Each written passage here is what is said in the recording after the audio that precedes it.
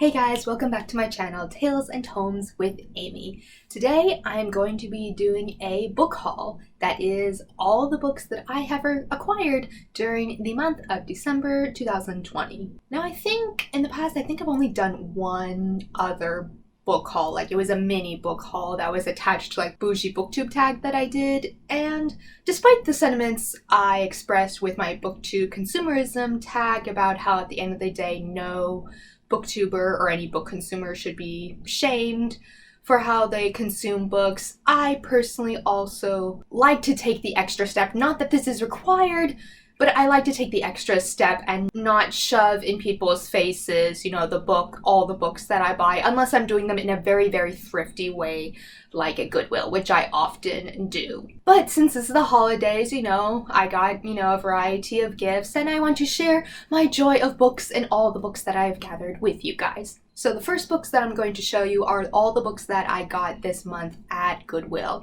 And Goodwill in my town, has ended up being a pretty vital resource. Like, I'm in a college town, so a lot of like classics keep ending up at Goodwill, and like sometimes really, like I got all these like Harvard classics like earlier this year from Goodwill. Again, really nice editions, but again, probably just someone that didn't have the means or the time to deal with them while they were moving out of Bloomington. So I've come to rely on Goodwill a lot in terms of the books I've collected. So for this month, here are all the books that I got at Goodwill. One of the finds that I'm really proud of is this hardcover edition of Dr. Zevago. It's a classic in Russian literature. I haven't read it before, but there was like a BBC TV movie that was done a while ago, and it was one of Keira Knightley's first performances. Like, she was only 15 when she was in that movie, but still I thought it was like one of her best. Like, I think she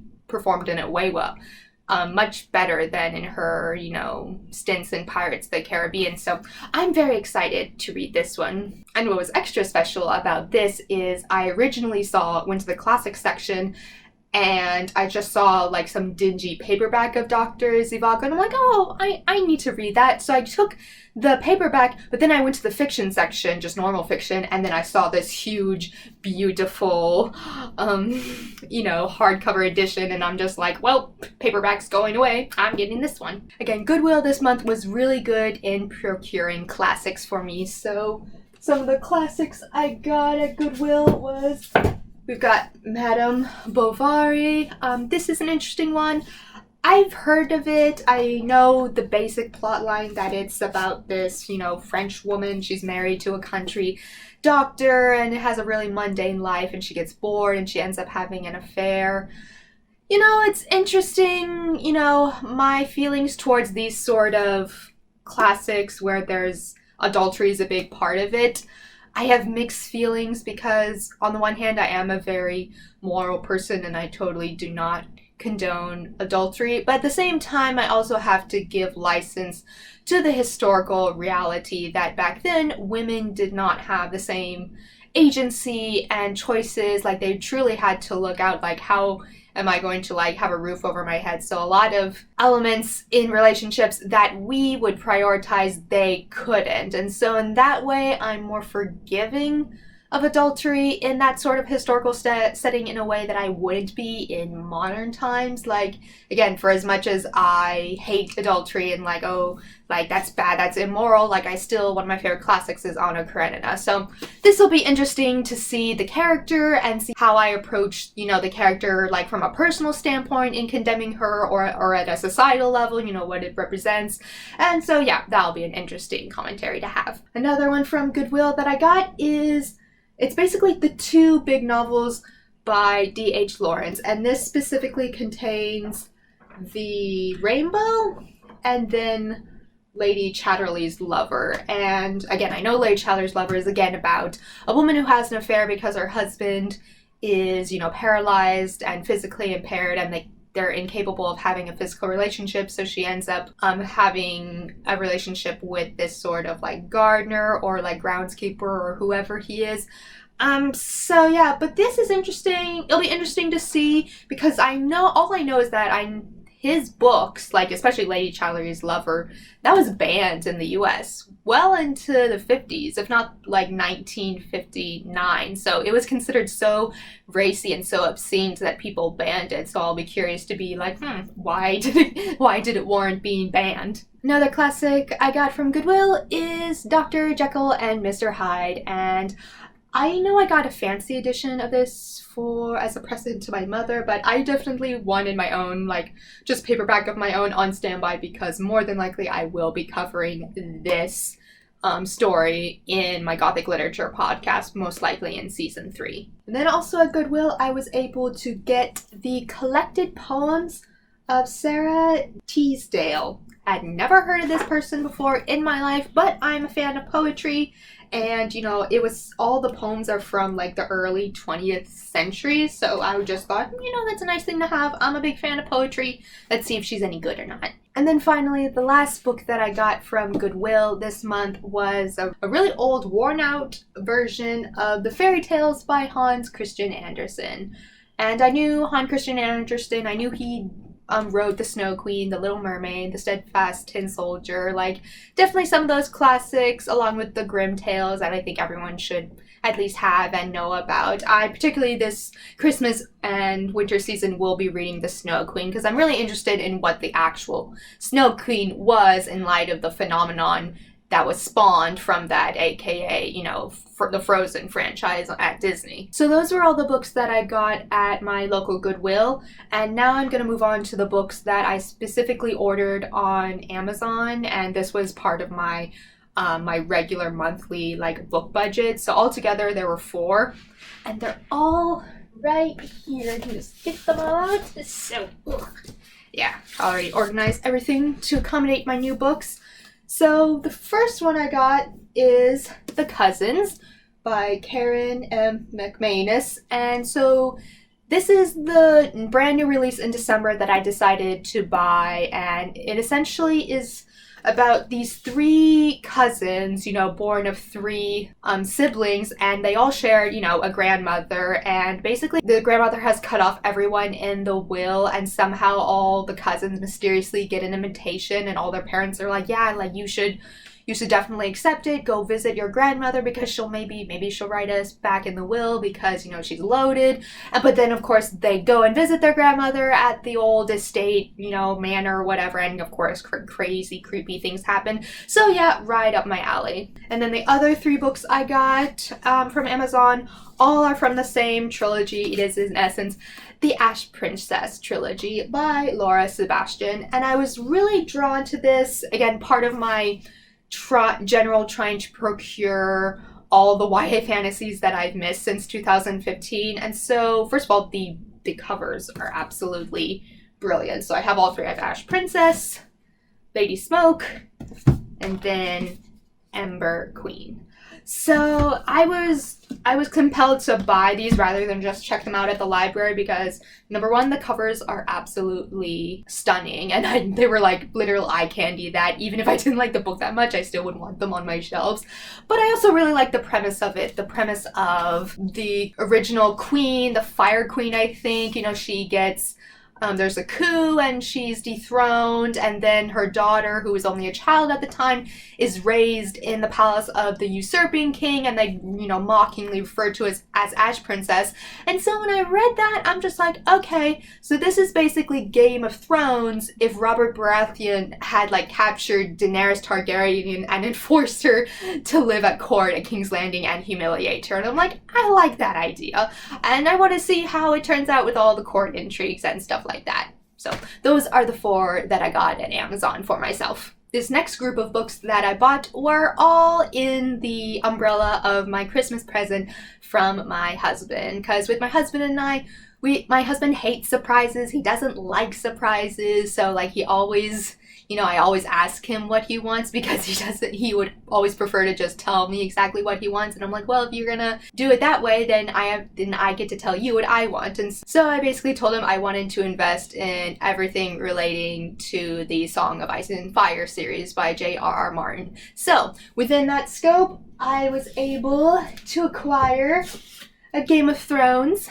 the illustrated edition. It's absolutely beautiful. I remember seeing this once in a Barnes & Noble and I'm like, oh my god, that is so beautiful. But like, again, it was like $30 and I'm just like, I'm not wasting money on that. But yeah, if you can just see the illustrations, I think, yeah, King's Landing, it's so beautiful. Yeah, and then I'll probably be going through the Game of Thrones, the first one, rather slowly because, as I've mentioned before, I am actually reading Game of Thrones with the Unspoiled podcast that Natasha Winters is doing, where she reads a couple of chapters at a time and analyzes them, and so she puts out an episode every week. So I read the chapters, then I listen to her podcast and I read the next few chapters, and then so that'll keep me going through Game of Thrones for a while. Of course, that's just the first one, so I was able to also get, you know, A Clash of Kings, the illustrated edition, from my husband. I'm just randomly pulling out pictures, and I have no idea who that is, but awesome. I think that might be Renly Baratheon before he's killed. Yeah, I don't know. We'll see. And then, of course, again, with the illustrated edition, got Storm of Swords, the third one, and as far as I know, this illustrated edition series has stopped at Sword of Thrones. I have yet to see any illustrated edition for Feast for Crows or Dance of Dragons. So I don't know if they're waiting like to hit the exact 20th anniversary, which for Feast for Crows would be 2025. I sincerely hope not, but yeah, that's all I've got. And here is another illustration, obviously without even looking at the words. Definitely looks like Sir Davos with Melisandre, the Red Priestess. So those are the books I got that's directly within the Song of Ice and Fire series, but I also got as well Fire and Blood, which is the big sort of book that documents the 300 years of the Targaryen reign of Westeros. And literally, I've only read the first 10 pages and it literally reads like a textbook. It's so dense and so thick, but I'm really enjoying it. And I think more than likely I will read this actually before I read like the rest of the Song of Ice and Fire, because I kind of want to have a more in-depth knowledge of everything that went on beforehand. Then also a J.R.R. Martin, A Knight of the Seven Kingdoms. This is set, I believe, 100 years before the events of A Game of Thrones, and it just follows, I think, a knight and his squire and all the shenanigans they get up to. So, but yeah, it has cool pictures, and look, there's a dragon with a baby. I hope that's a Targaryen baby. I hope it doesn't hurt him. Anyway. Then I got another sort of like history book of for Song and Ice and Fire, but this one isn't specifically about the Targaryens like Fire and Blood. This is about like absolutely everything apparently. Like talks about everyone from the North to the Dorne to Essos, like literally everything. Like look, the Wall Beyond, clearly Castle Black. Here we've got Pike with the Iron Islands. I'm really interested in getting the backstory in more detail about Dorne, because I'm the most fascinated by the Dornish in Game of Thrones and in Song of Ice and Fire, because definitely they're the ones that are most influenced by more Middle Eastern and Oriental cultures, if you will. And there's the whole thing of Nymeria, you know, from Essos coming into Westeros. Like, she married into the Martells, and so that kind of like steeped the whole sort of tradition with Martells that they don't bow down to their Targaryens, they don't bow down to anyone. They strategically make alliances, which is why they're referred to as princes rather than the Lords Paramount, like the other 6 kingdoms in Westeros. But anyway, I'm excited to read about Dorne and everything else. And then the last book that my husband got me for Song of Ice and Fire stuff is actually a non-fiction book. It is Iron, Fire, and Ice by Ed West. And this is basically the real history that inspired A Game of Thrones. So basically, he breaks it down by whether it's a specific war or a specific event, like the Red Wedding, or maybe like the religions, like the Seven, and all of that. Like, he breaks it down and gives the real world history counterparts, like who was Tywin Lannister, you know, inspired by, and all of those things. So I was really fascinated by this because I hope one day after I finish my Harry Potter podcast, but you know, that will take 2 years. I'm hoping after I finish my Harry Potter podcast, I do want to go into Song of Ice and Fire. And I think, you know, I won't probably read this like cover to cover in one sitting. I most likely is as I read A Song of Ice and Fire, like if I come to a very specific point, I will like read that chapter within this book and be like, okay, what is the real world example of that specific thing? So that is everything that my husband bought me for Christmas, and then I also got 2 books from my sister. So the books that I got from my sister, one of them is actually a Penguins Classics cloth-bound Vanity Fair by William Thackeray. And it's kind of interesting, like my sister is the one that is obsessed with these Penguin Classic cloth bounds. Like she has so many of them. It's gotten to a point where every year, whether it's for Christmas or her birthday, I will send her one of the ones that I know she doesn't have. So for this Christmas, I sent her Madame Bovary.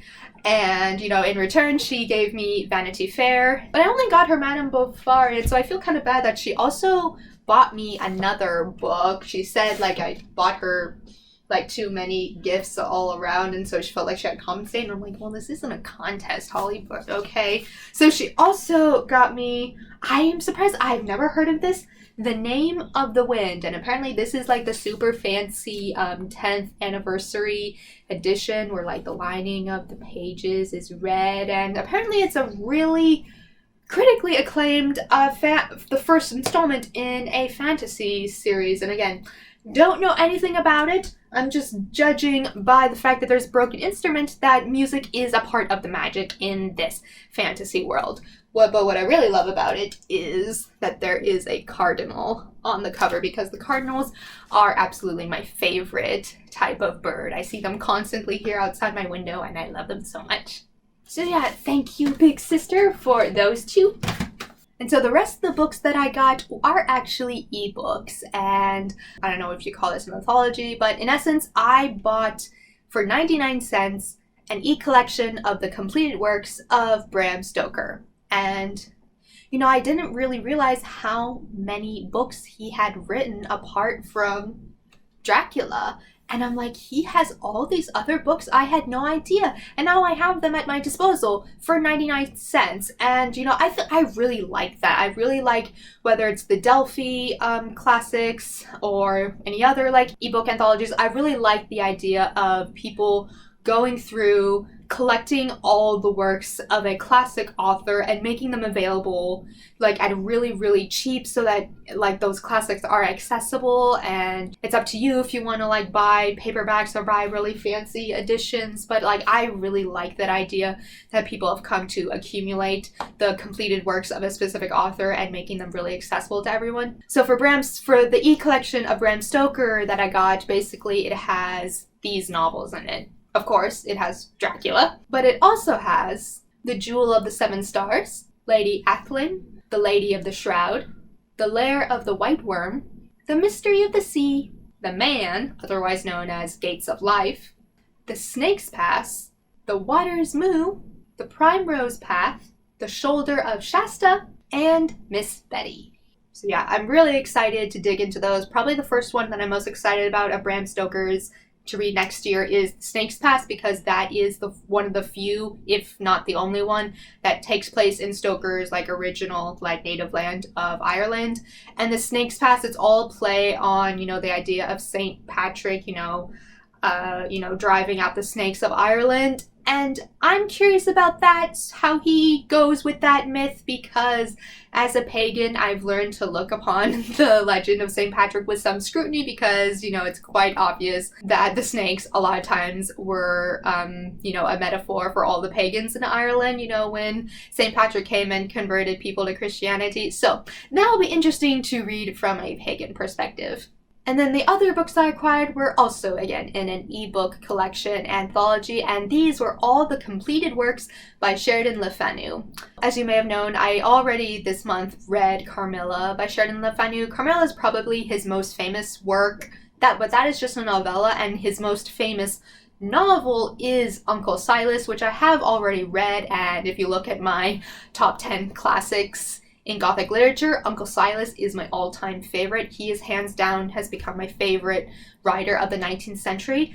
And he was so prolific. He wrote so much crap and no one knows about them. And in fact, what's funny about, I bought this ebook collection for $2.99 and it's 14 novels. But what's funny about this is originally I was thinking I found a 8-volume set that was the completed works of Sheridan Le Fanu that someone had published, and they weren't exactly anything special. They were just normal hardcover, not super fancy or anything. But to have bought that entire collection in hardcover would have been over $300, and even just to buy them all in paperback would have been $250.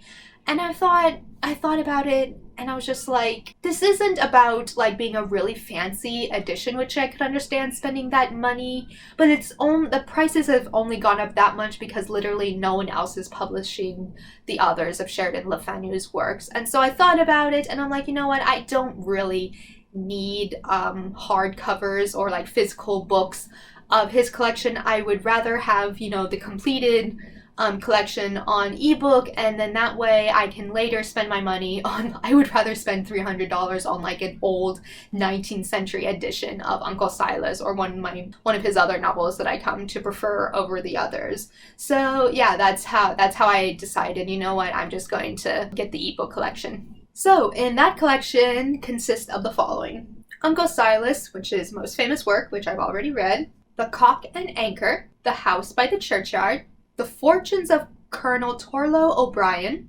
Whittler's Hand; Guy Devereux; All in the Dark; The Tenets of Mallory; A Lost Name; The Wyvern Mystery; Checkmate; The Rose and the Key; and Willing to Die. I think the novel that I'm most excited about reading is The Rose and the Key, because I believe it's about a woman getting trapped into an asylum unfairly or something like that, and that's right up my alley. I love storylines with that deals with asylums and, just the cruelty of that, the documentation of how we treated the mentally ill. I'm really interested in that subject. So overall, those are all the books that I got for December 2020. Thank you so much for tuning in. Don't forget to hit the subscribe button and have a wonderful and safe holiday season. Take care, everyone. Bye.